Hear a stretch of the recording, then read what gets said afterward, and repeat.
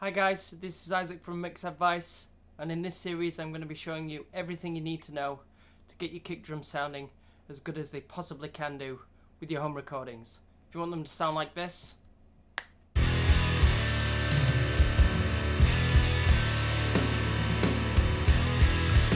or like this,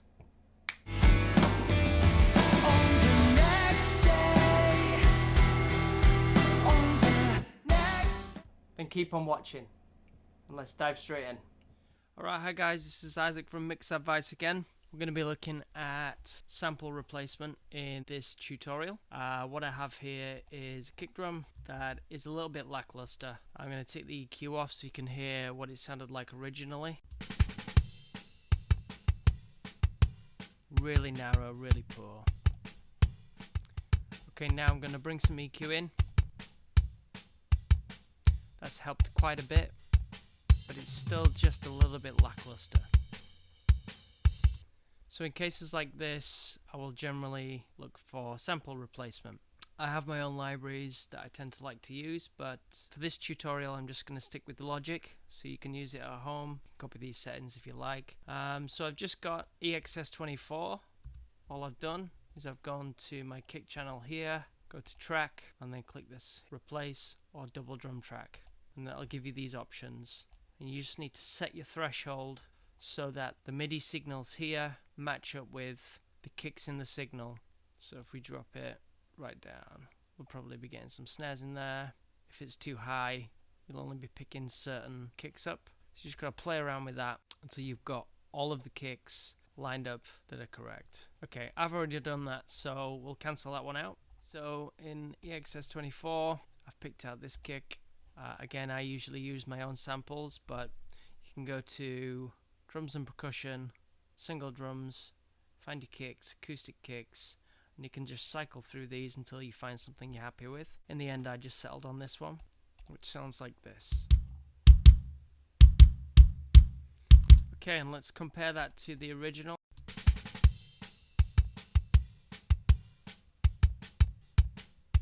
Sample.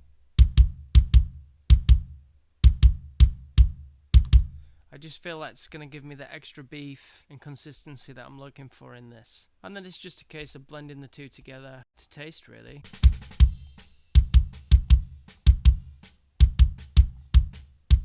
It's a bit overbearing, that sample at the moment. So it's sat nicely underneath to get out. Kick dies, right?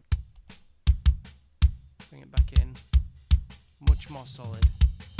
So in the mix later on, I'm going to feel much more comfortable that I've got the sounds that I need to get the kind of kick sound that I'm after.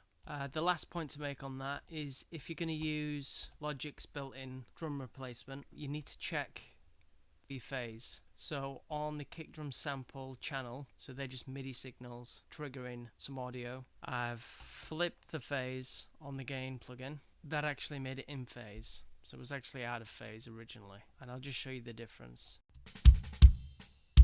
Let's try even these out a bit first. Okay, so you hear how that sounds a bit more shallow, but when I bring it in again now, a lot more centered, a lot more solid, and so that's in phase now.